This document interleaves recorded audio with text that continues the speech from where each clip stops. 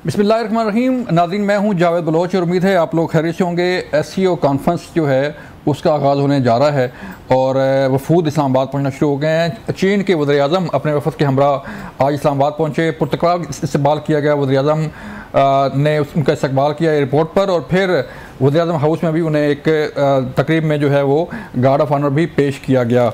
रूस का डेलीगेशन जो है वो भी पहुंच रहा है। इसी तरह 900 के करीब जो है वो वफूद यहाँ पहुंच रहे हैं। पाकिस्तान की एक बहुत बड़ी कामयाबी है कि पाकिस्तान में इस्लामाबाद में एक इंटरनेशनल कॉन्फ्रेंस होने जा रही है और पाकिस्तान उसका मेज़बान है।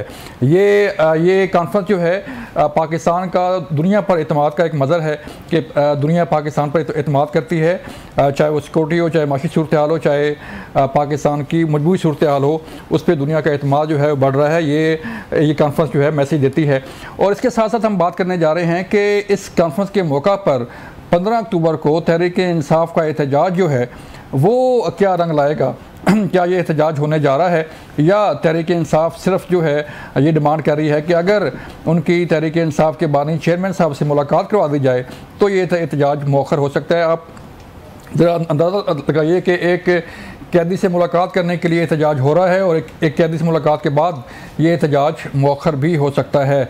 बातचीत चल रही है, वज़ारत दाखिला से ने रब्ता भी किया है और उम्मीद की जा रही है कि ये एहतजाज 15 अक्टूबर को नहीं होगा क्योंकि रेड जोन है, सिक्योरिटी हाई अलर्ट है और SCO कॉन्फ्रेंस की तमाम सिक्योरिटी जो है वो पाक फ़ौज और रेंजर्स के हवाले की गई है। इसलिए एक ज़रा बराबर भी जो है वो कोई गड़बड़ हुकूमत बर्दाश्त करने के मूड में नहीं है और ना ही ऐसी कोई मैसेज जाना चाहिए कि इंटरनेशनली पाकिस्तान की साख जो है वो मुतासर हो।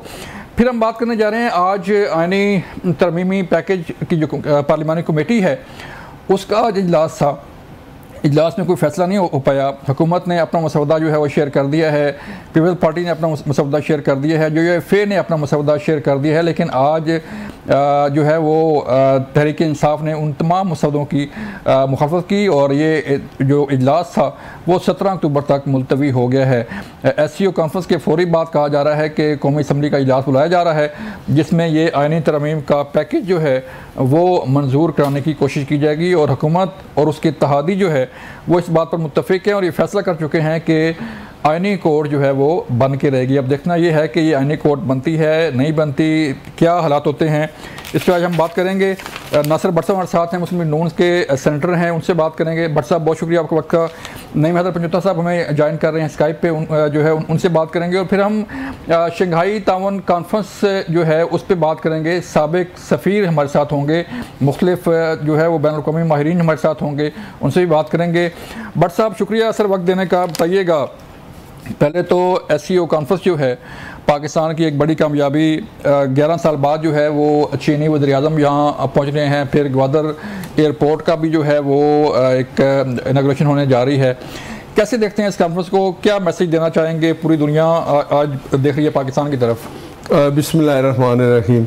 रोज साहब, ये बिल्कुल ठीक बात है कि ये जो SCO कॉन्फ्रेंस हो रही है ये एक पाकिस्तान की बहुत बड़ी कामयाबी है और इस कामयाबी में अवाम का भी मैं कहता हूँ जी कि उसमें पूरा वो भी शामिल है, सियासी जमातें भी शामिल हैं, चाहे वो अपोजिशन में है, जो मुल्क से अवाम से प्यार करते हैं जो वो इसमें शामिल है। लेकिन बदकिस्मती से वही PTI, वही इमरान खान वो APC में भी नहीं आया। क्यों नहीं आया? कि उस वक्त हम इसराइल के ख़िलाफ़ एक करारदाद पेश कर रहे थे यूनानिमसली, पूरा पाकिस्तान की सब सियासी जमातें मिल के ये पैगाम दे रहे थे कि भाई इसराइल जो जुल्म कर रहा है लबनान बच्चों पे, वो उनको दहशत गर्दी कर रहा है, नहीं होनी चाहिए। तो हम जो बात कहते हैं कि वो ठीक है ना कि वो जो इसराइल में अखबारों में आता था और इसराइल कहता है जी कि इमरान को जेल में नहीं होना चाहिए, बाहर होना चाहिए क्योंकि वो हमारे लिए राह मार करेगा।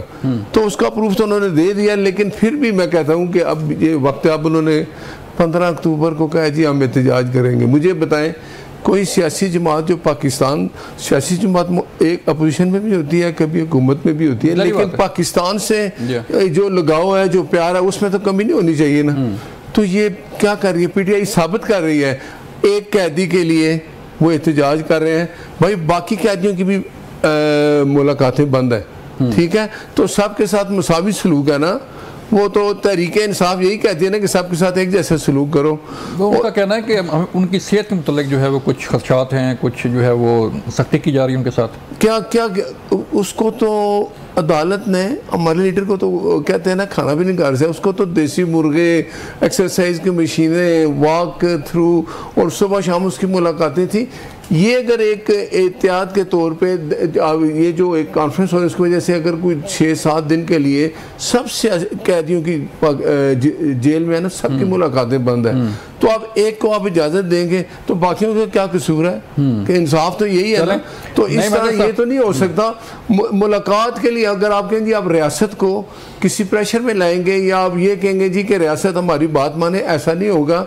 और 15 अक्टूबर बिल्कुल कोई नहीं आएगा, कानून जो है वो अपना रास्ता लेगा और जो भी इस तरह की हरकत करेगा उसको कानून निपटेगा। ठीक है। नहीं मदर साहब, आप सर बताइएगा कि कल 15 अक्टूबर है और SCO कॉन्फ्रेंस भी कल होने जा रही है, तो कोई तहरीक इंसाफ ने कोई नजरसानी की अपने फैसले पर? कोई मौखर करने का इरादा है या एहतजाज होगा 15 अक्टूबर को? बहुत शुक्रिया, आपने मौका दिया जी, आपने प्रोग्राम के अंदर बुलाया। Welcome sir. पाकिस्तान तहरीक इंसाफ इंशाअल्लाह ताला कल एहतजाज करेगी, पुरअमन एहतजाज करेगी। पाकिस्तान तहरीक इंसाफ ने पुरअमन एहतजाज हमेशा की है। 28 साल खान साहब की सियासत सबसे ज्यादा जलसे खान साहब ने किए और अल्हम्दुलिल्लाह पुरअमन एहतजाज करना कोई जुर्म नहीं है, कोई गुनाह नहीं है। यूनाइटेड नेशन के ऑफिस के बाहर अगर एहतजाज वहां पर हो सकता तो यहाँ पर क्या कदगन है, जहाँ पर गुजाराए आदम और मुख्तलिफ मालिक के जाते हैं और वहां पर एहतजाज हो रहा होता है जब अंदर जो है कॉन्फ्रेंस चल रही हो। जी जी, यहाँ पर भी कोई हर्ज नहीं है। फर्स्ट ऑफ ऑल बात यह है कि हम एहतजाज कर क्यों रहे हैं? हम एहतजाज इसलिए कर रहे हैं क्योंकि इन्होंने 3 तारीख से लेकर अब तक इमरान खान साहब से मुलाकात नहीं करवाई। 3 तारीख से लेकर 14 तारीख तक मुलाकात ना करवाने की क्या वजह? क्यों नहीं इन दिन के अंदर मुलाकात? देखें, कॉन्फ्रेंस तो 14 के बाद स्टार्ट होगी कि 14 के बाद मेहमान आ रहे हैं, 14 है, 15 है, 16 है, ये 3 दिन इन्होंने रखे हैं। लेकिन इससे पहले मुलाकात ना कराने की वजह क्या, जिसकी वजह से कौम में गहरी तशवीश है कि उनकी सेहत के हवाले से एक गलत इतलात, उनकी हेल्थ के साथ साथ उनके ऊपर की जाने वाली सख्ती के हवाले से क्या इतलात आ रही हैं? नहीं भाई, क्या इतलात आ रही हैं कि चंद दिनों में उनकी सेहत इतनी खराब हो गई कि आपको खदशात लाक हो गए? देखें, बात यह है ना कि 14 तारीख से पहले 3 तारीख से लेकर 14 तारीख तक 11 दिन बनते हैं। क्या वजह है जो पाबंदी लगाएगी? कुछ तो है ना जो छुपाया जा रहा है। कॉमन सेंस वाला बंदा कोई भी है वो ज़हन रखता है और वो समझता है कि क्यों, ये क्या वजह है। एक वकील जो मेरे भाई इंतजार हुसैन पंजुता जो मुझसे बड़े हैं, उनको भी इसी वजह से उठा लिया गया क्यों उन्होंने जाकर इस्लामाबाद हाई कोर्ट से रजू किया आपके साथ मैंने दूसरा सोर्स थी इंफॉर्मेशन का, उनको मुकदमात में डाल दिया गया। उनकी भी डेट्स 18 के बाद लेकर चले। इसी तरह साहब भी नहीं मिल पा रहे, बाकी वकील भी नहीं मिल पा रहे क्योंकि समाते मुलतवी की गई पर मुलाकात पक्की है। तो साबिक वजीर आज़म इस मुल्क के सबसे बड़ी पार्टी के सरबराह, अब आप उनके साथ मोहब्बत रखें। 14 करोड़ में ये कम होगी तादाद घरानों की, इससे ज्यादा घराने जो हैं उन्होंने वोट डाला इमरान खान को।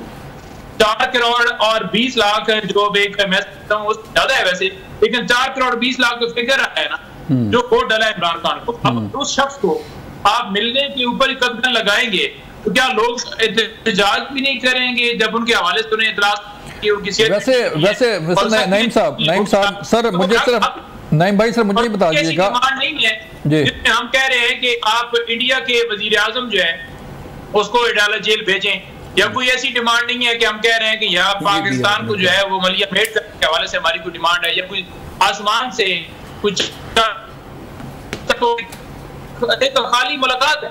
लेकिन सर आपने नईम भाई नहीं मतलब सब आपने वज़ारत दाखिला से भी जो है रुजू किया है, तो क्या अगर मुलाकात करवा दी जाए किसी की तो फिर ये एहतजाज मुखर हो जाएगा? बिल्कुल जी, हमने तो वाज़ेह कहा है और इनसे पूछें कि क्यों नहीं करवाने दे रहे। जो करवाने नहीं दे रहे इंटेंशन आती है कि तहरीक इंसाफ के ऊपर दोबारा फॉल्स फ्लैग ऑपरेशन करने के लिए ये सारा किया जा रहा है। पहले 9 मई वाला भी इसी तरह से किया गया कि अगवा किया गया और उन लोगों ने अगवा किया जिनके सामने हमने जाकर एहतजाज किया, तो उस एहतजाज को पुरतशद्दद बनाया, लोगों ने खुद बनाया, आग किसने अंदर से लगाई, कैसे 45 मिनट के अंदर लोग जो हैं वो 10,000 गिरफ्तार हो सकते हैं। एक मुनज़्ज़म मनसूबा था, एक प्लान था।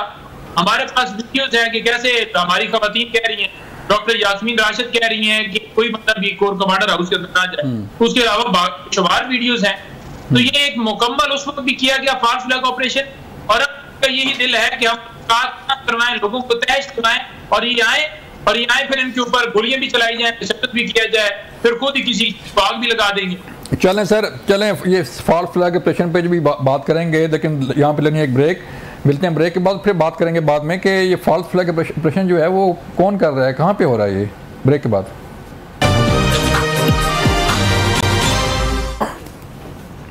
वेलकम बैक नाज़रीन। नासिर भट्ट साहब, आप सर बताइएगा, आप खुद सियासतदान हैं और मियां नवाज शरीफ भी जेल में रहे, मरियम नवाज भी जेल में रहीं, हमने रिपोर्टिंग भी की, सारा कुछ देखा भी सही। तो मुझे समझ नहीं आ रही अब तक, वैसे नईम भाई ने बताया कि हमें खदशात हैं कि उनकी सेहत को ख़तरात लाक हैं। ये ख़तरात कैसे, क्या ख़तरात लाक हो सकते हैं? बाकी कैद भी मौजूद हैं वहाँ पे, महीना मुलाकात नहीं होती, दो महीने मुलाकात नहीं होती। तो ये जो फॉल्स फ्लैग ऑपरेशन की जो टर्म यूज़ कर रही है, ये क्या है? ये देखें, इल्ज़ामात लगाना तो PTI का एक उसमें मंशूर में शामिल है, हर जगह ये इनका, इसके अलावा कोई बात नहीं। आप मुझे बताएं कि अडयाला जेल में पाबंदी सब के लिए है, जितने वहाँ कैदी हैं। आप कहते हैं इसको इजाज़त दे दे, तो बाकियों को क्यों ना इजाज़त दें? उनका क्या गुस्सा, मुसावी सलूक सबके साथ होना, फिर तो मिलवा दें सर आप। तो नहीं, तो देखे ना ये कितने दूर है, 4-5 दिन है ना।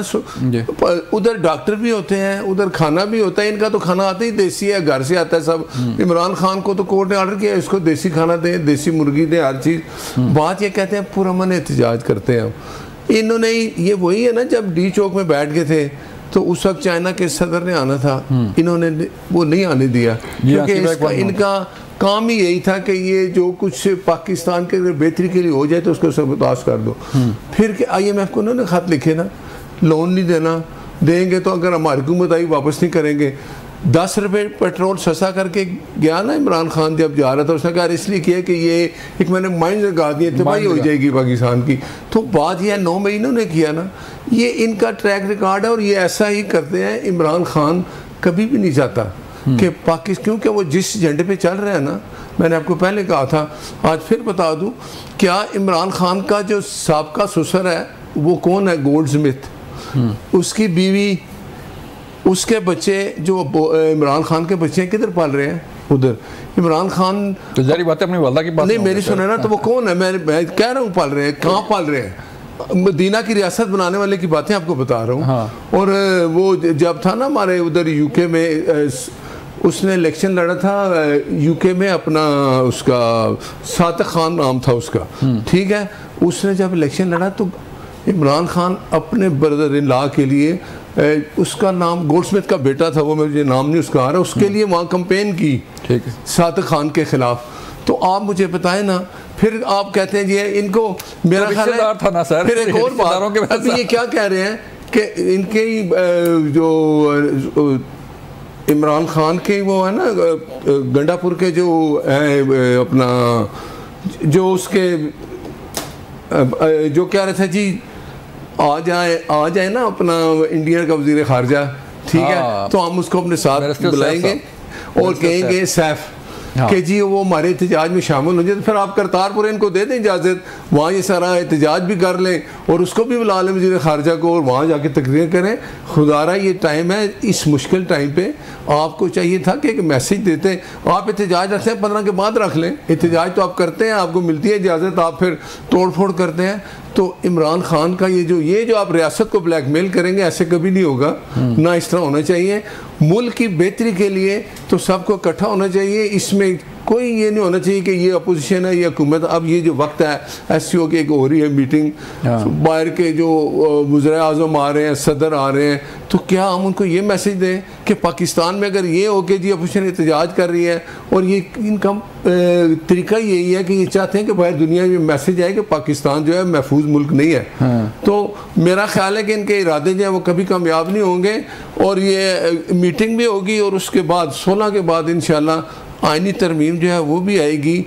और अब आप देखें, एक बात मुझे आपने सवाल नहीं किया, मैं बता देता हूँ। 16 के बाद देखें, दूसरी बात ये है कि अब सारे इकट्ठे बैठ गए ना, मुसवदे आ गया ना, सबके सामने आ गया ना, उसमें पीटीआई भी बैठी है, बहुत अच्छी बात है।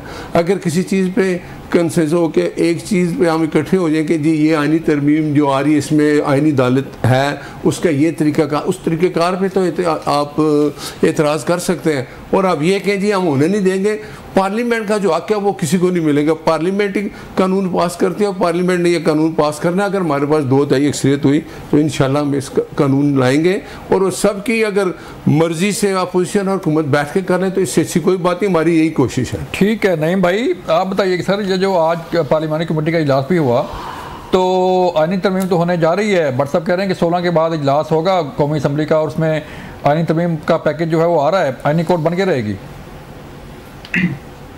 देखें बात यह है, मैं काफी चीजें सुन रहा था कि सूरत आइनी कोर्ट नहीं बनाने देंगे।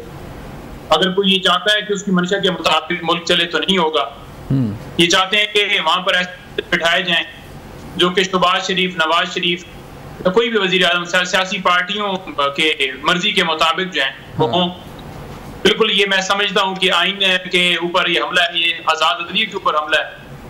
इसके पीछे मकसद क्या है? इस तमाम तरमीम के मकसद ये है कि जो चोरी की गई है, जो डाका डाला गया 8 फरवरी को, वो न खुले। दूसरे इसके मकसद ये है कि सिविलियन कमीशन ट्रायल हो। तीसरे इसके पीछे मकसद ये है कि जजेस को हरासा करो, परेशान करो।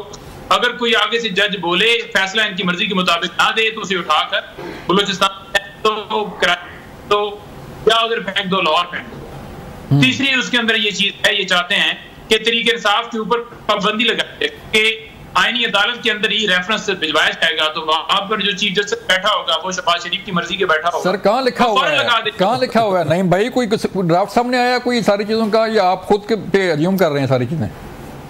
नहीं जनाब, जो इन्होंने मसवदा पेश किया है, हाँ। जिसमें आर्टिकल 8 के अंदर चेंजिंग की गई है, जिसमें हाँ। आर्टिकल 175 के हवाले से चेंजिंग की प्रपोजल दी गई है, ठीक है, जो मसवदा उसके अंदर ये सारी हैं, जिसके तहत ये चाहते हैं जिस अपनी मर्जी से लगाकर ये सारा अमल किया जाए। और जितने जबरी गुमशुदगियां, अगवा, एक अपने भाई जो है वो एक बुजुर्ग जो है, या कोई अगर दरखास्त दे लेता था इस्लामाबाद हाई कोर्ट में या किसी हाई कोर्ट में या सुप्रीम कोर्ट में, तो उस रास्ते को बंद करने के लिए 199 के अंदर तब्दीली की जा रही है। और इसी तरह अगर आप देखें तो ये सारा अमल जो है वो करना, उसके पीछे रीजन क्या है? क्योंकि ये खुद हारे हुए हैं। अब ये हाथ को जो है वो चीज में तो बदल नहीं सकते, वो उन्होंने 47 के मुताबिक बदली। अब इन्होंने सोचा कि पीटीआई यही आवाज भी बुलंद कर रही है, एहतजाज भी कर रही है, हमें जो है वो नहीं चलने दे रही, तो लिहाजा इसके लिए ये किया जाए कि अब अदालतों को और ये सारी अमेंडमेंट्स लगाकर पूरे मुल्क को कंट्रोल किया जाए। पाकिस्तान तरीके इंसाफ नाम सफ़े हस्ती से मिटाया जाए, जिसको मर्जी अगवा कर लो, मार दो, जबर कर लो, जो कर लो, कोई इनसे पूछे नहीं। इसको नंबर 2 बात, जहां इमरान साहब की बात की जा रही है कि इमरान खान साहब वो जनाब बड़ा इसराइल का और इसका, ये तो बड़े पहले भी इन्होंने दावे किए, और यही वो लोग थे जिन्होंने फिर लेटर लिखे उस ऑक्सफोर्ड यूनिवर्सिटी को कि इमरान खान तो बड़ा मुहब्बे वतन पाकिस्तानी है, वो तो पर्दे की बात करता है, वो तो ये बात करता है, उसे डिस्क्वालीफाई करो। पूछो इनसे किसने लेटर लिखे थे, किसने उसकी जो है सदाकत की जो गवाही दी थी? इन्होंने खुद।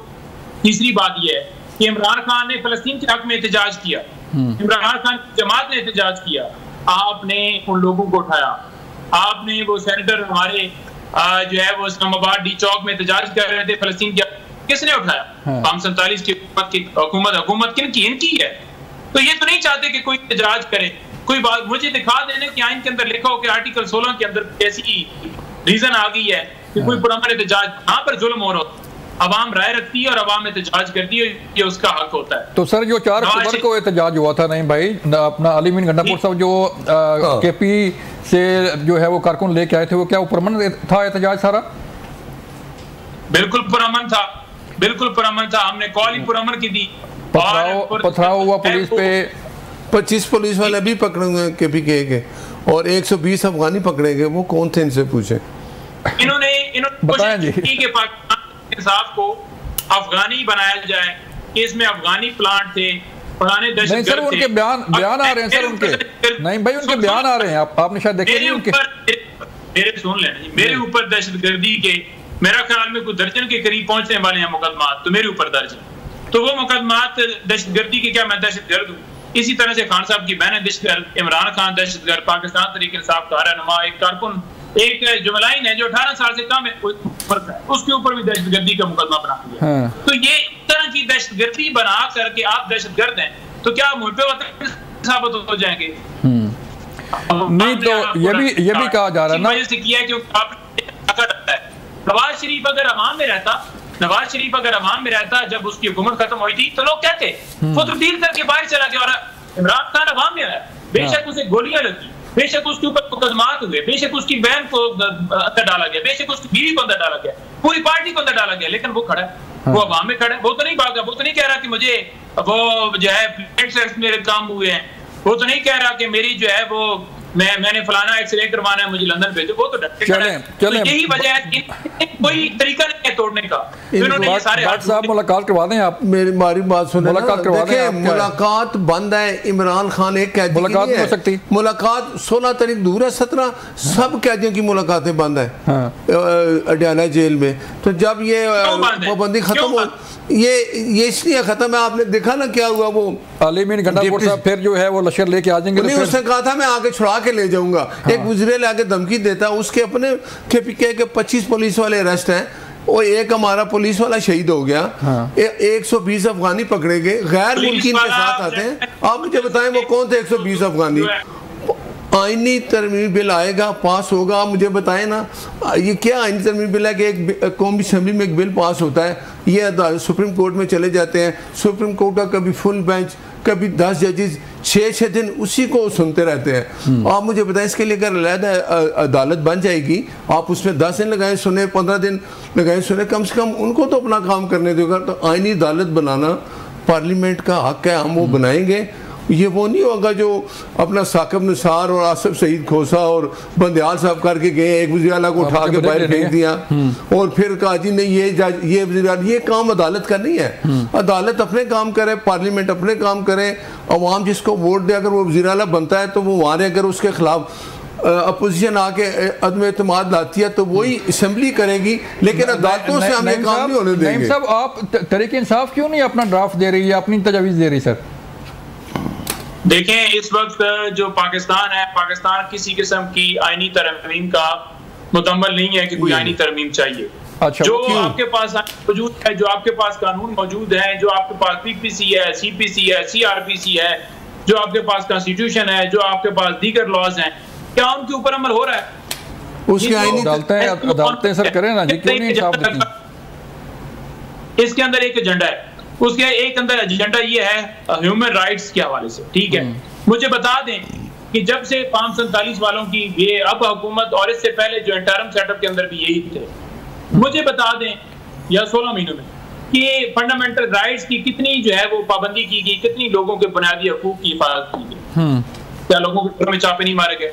क्या चादर चारदीवारी का तकद्दुस पामाल नहीं किया गया? क्या बहनों के दुपट्टे नहीं उठाए गए? क्या बुजुर्गों को गिरफ्तार नहीं किया गया? क्या लोगों को उनसे जब प्रेस कॉन्फ्रेंस, क्या जो है वो प्रेस क्लब के अंदर लोग बरामद नहीं हुए?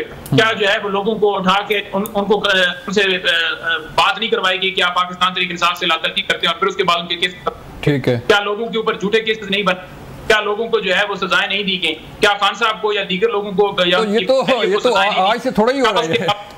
एक मुझे एक बात बताऊं, क्या मुझे बताएं पंजोता साहब, एक बात बताएं, जो क्या एक लड़की के साथ आज रेप हुआ है, उसके ऊपर कोई एक्शन हुआ? क्या वो कोई रेप हुआ? वो उसको कोई एविडेंस नहीं आई उसकी, तालिबा वाली बात झूठ है। एक लड़की, उसके ऊपर तशद्दुद किया गया सिंध हुकूमत की तरफ से, वो किसने किया? आए रोज मैं ये कह रहा हूँ पंजोता साहब, आप मुझे बताएं, आप कहते हैं जी आईनी तरमीम की अदालत की जरूरत नहीं है, आप मुझे बताएं, साकिब निसार ने नवाज शरीफ को पनामा केस बना के हकामे पे निकाल दिया, एक सिटिंग प्राइम मिनिस्टर को हटा दिया, क्या वो ठीक था? जुल्फकार अली भुट्टो को सुप्रीम कोर्ट ने सजा दी है मौत, 40 साल बाद कहा जी हमने फैसला गलत किया था। तो क्या सुप्रीम कोर्ट के फैसले गलत नहीं होते? आईनी अदालत जब आ जाएगी तो उसमें ये चीजें तो खत्म हो जाएगी ना। अगर आईनी अदालत आती है तो वो अपने फैसले करेगी, बाकी जो सुप्रीम कोर्ट अपने काम करे, ये बनाना बहुत जरूरी है। अगर साकिब निसार, आसिफ सईद खोसा और बंदयाल को सजा मिल जाती तो काम, मुझे आप बताएं आज तक कौन से किस जज को सजा हुई है? क्या जिन्होंने जुल्फिकार भुट्टो को गलत फांसी दी उनसे पूछा गया क्या नवाज शरीफ को है? उन्हें सजा मिलनी चाहिए? नहीं, जजेस को भी मिलनी चाहिए। जजेस देखें, जजेस को सजा नहीं मिलनी चाहिए। मैं कहता हूँ कोई आज तक कोई जज जेल में गया है हमेशा जो है ना वो सियासी लोग हैं उन्हीं को सजा दी जाती है, वो सबसे सॉफ्ट टारगेट है। उन्हें कौन सजा देगा? देखे ना, मैं यही तो कहता हूँ ना, अगर ये आनी तरमीम बिल में ये भी आ जाए कि जो जज गलत फैसला करते हैं। अब मुझे बताया जुल्फिकार भुट्टो का फैसला गलत हो गया ना, फिर तो उन्होंने माना हमने गलत किया, क्या जुल्फिकार भुट्टो साहब वापस आ जाएंगे?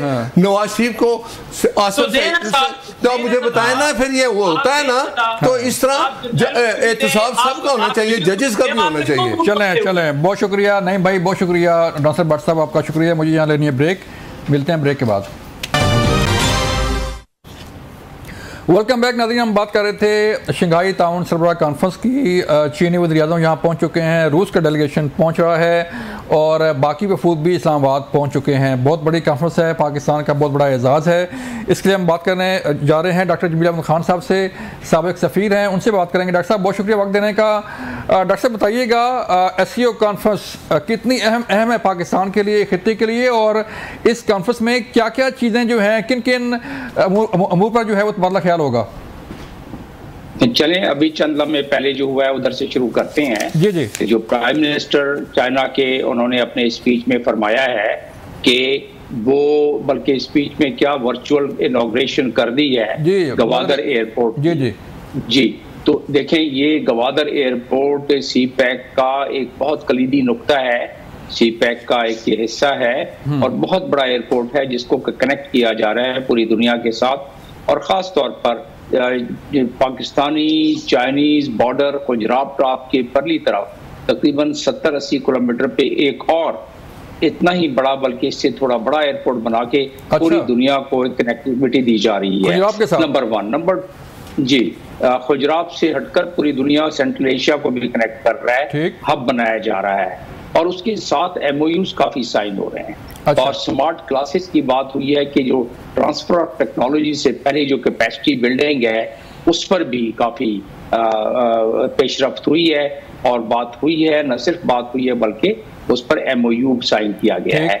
आबी वसाइल के हवाले से मुआहदे हुए हैं कि आबी वसाइल, क्योंकि पाकिस्तान इसमें काफ़ी पीछे है, हमारे पास जो टेक्नोलॉजी है वो कम है और अगर आबी वसाइल के सिलसिले में हमारे मुआहदे हो जाते हैं तो हम अपने समुंदर के ज़खायर से मालामाल और काफ़ी इस्तेफादा हासिल हो सकते हैं, इंक्लूडिंग समुंदर में जो तेल है हमारे। और फिर आ जाती है आखिरी बात कि सिक्योरिटी, ये तो ताज़ा तरीन है।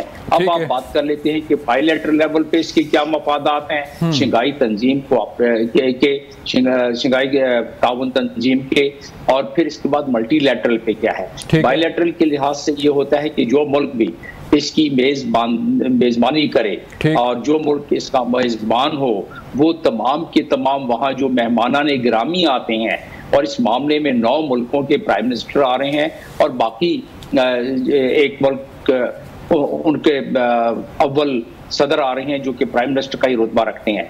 तो इतने बड़े पैराहे पर ये बायलैटरल मीटिंग फिर शुरू हो जाती है होस्ट कंट्री के साथ। इसका मतलब ये हुआ कि जब बायलैटरल मीटिंग होती है जैसे कि अभी हुई प्राइम मिनिस्टर चाइना के साथ, तो उसमें फिर बहुत सारे MOU भी होते हैं, बायलैटरल ताल्लुकात, दो तरफा ताल्लुकात बढ़ते हैं, दो तरफा ट्रेड बढ़ते हैं, दो तरफा अंडरस्टैंडिंग बढ़ती है, दो तरफा पॉलिटिकल कंसल्टेशन बढ़ती है, दो तरफा टूरिज्म पर बात होती है, दो तरफा दूर रस मरासम पर बात होती है। तो उस लिहाज से बायलैटरल मफादात में ये आ गया।